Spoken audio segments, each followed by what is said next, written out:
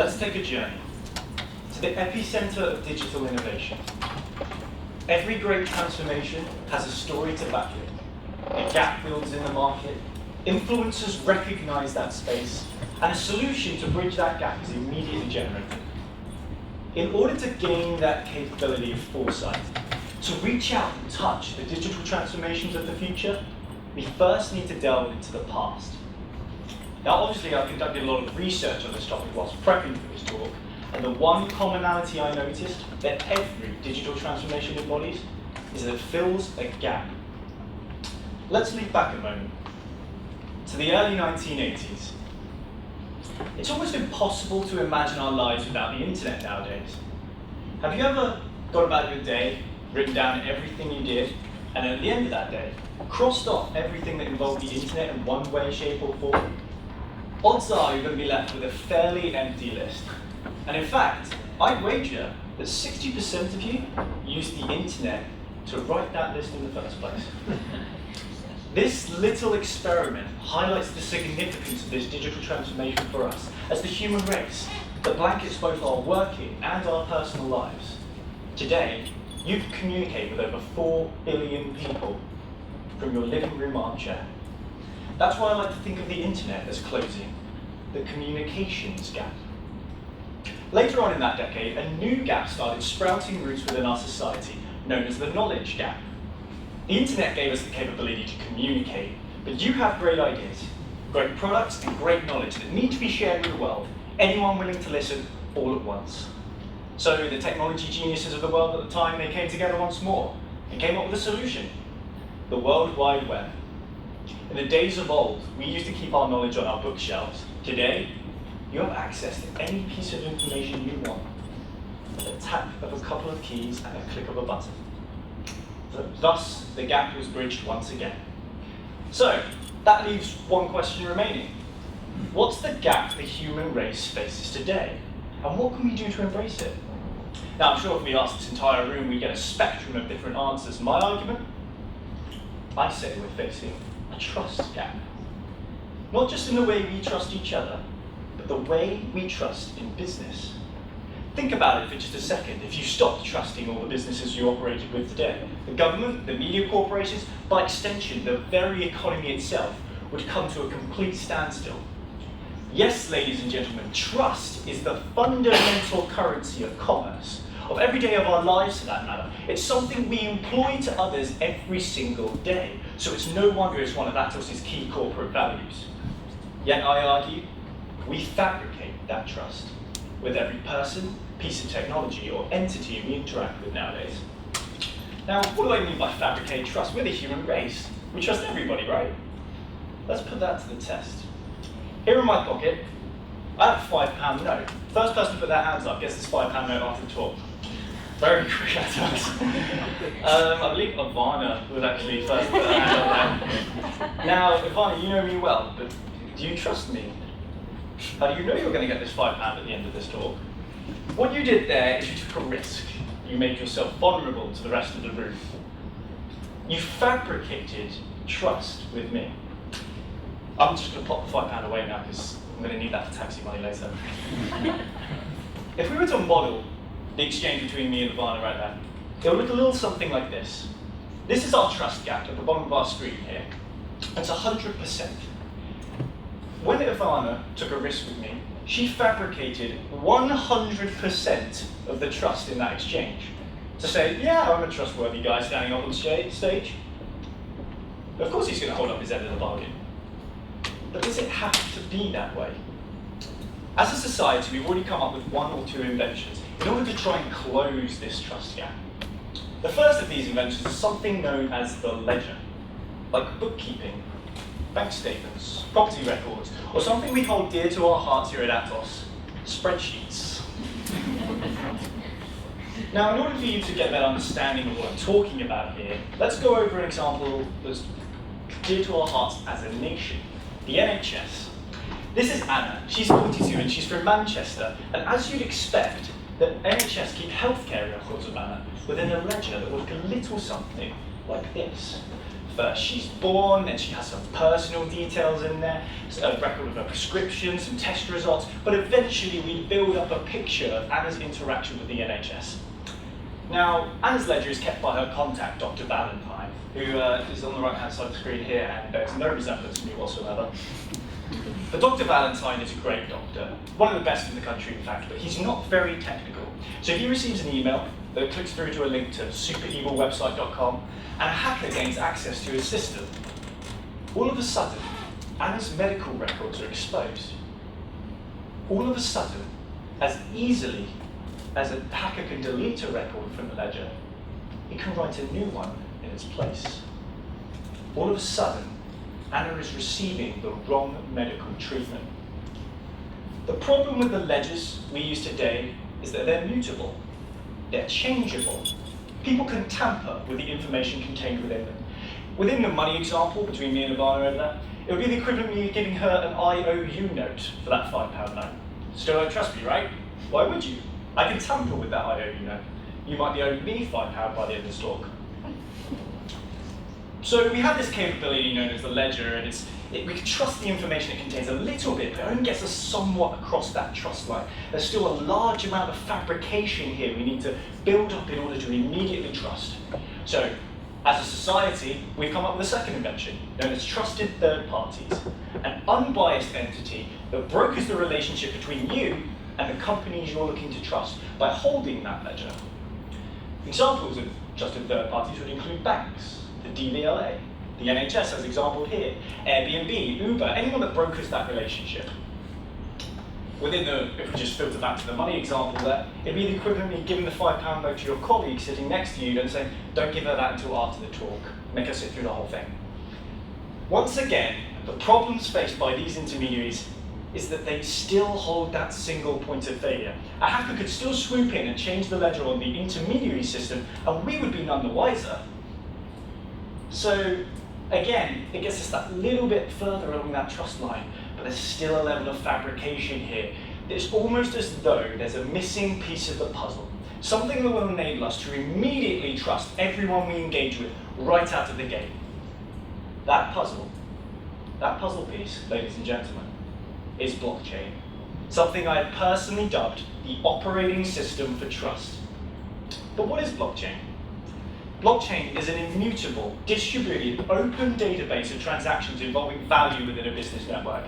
Now that sounds like something copied and pasted from Wikipedia, and I'm seeing quite a few confused faces in the room with a statement like that, and that's okay. Albert Einstein once said, if you cannot explain it simply, you do not understand it well enough. So this will be a good test for me here today. We're going to maneuver blockchain back down into gear one and have that simplified conversation Einstein defines. We're not going to concern ourselves with the in-depth technical details or cryptography or consensus algorithms here. Let's leave that for the techies to worry about. We're going to have an oversimplified conversation in order for you to really gain a sense of the drivers behind this technology and how it's actually going to change the way we trust.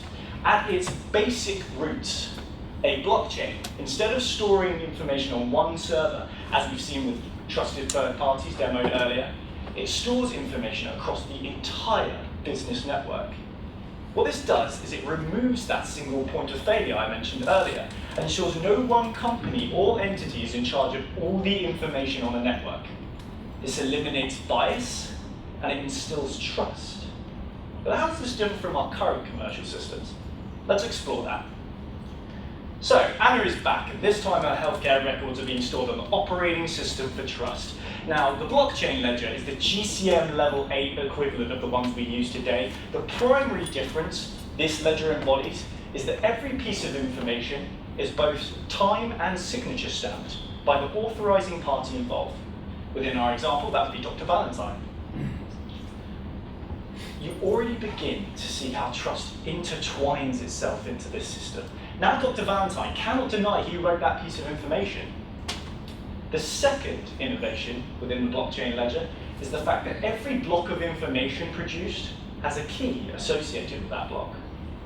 This key is generated by taking all the information, such as our personal details of our contact here, Anna, and the signature from the authorizing party involved, Dr. Valentine, running it through a formula, and out pops a block of information and an associated key.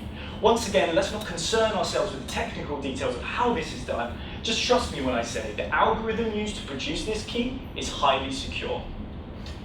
Now here's where the magic happens.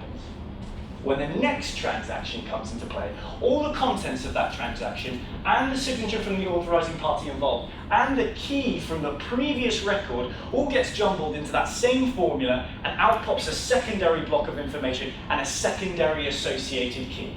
There we go. We've generated some dependency between these two transactions. The key from record 1 is stored within record 2, and that key from record 1 is dependent on all the contents of record 1. Where the rubber really hits the tarmac with blockchain is that this process happens again and again and again, right the way through the database. If a malicious hacker wished to change any piece of information about Anna, let's take her prescriptions again as an example, it would change the key produced by this block. But wait a minute, that key's stored within Anna's test results, so that key would change as well, which would change the key of the next block, and the next block, on, and cascading throughout the entire database. Now, you're probably sitting there wondering, so what? Not only has the hacker now changed one piece of information about Anna, he's changed her entire medical history. That sounds catastrophic. Enter the final innovation of blockchain. Remember how I said this technology removes that single point of failure? Well, within the NHS example, Dr. Roberts, or Dr. Valentine, wouldn't be the only one with a ledger. In fact, every medical consultant within the company would have a permissioned version of Anna's ledger, and they would all point at Dr. Valentine's and say, you're the one that's out of line, you're the one that's incorrect. And the blockchain would automatically rectify itself. Immutability achieved. Trustful exchange achieved. Confidence and security within Anna's medical records achieved. You can begin to picture a world in which we can immediately trust every person we engage with right out of the gate. You can begin to picture a world in which we can immediately trust everyone's identity. Could you imagine going out on a Friday night, having a few drinks with your colleagues, you lose your passport? It happens. But you still catch that all-important business flight on Monday morning because everyone trusts who you are when your identity is stored on the blockchain.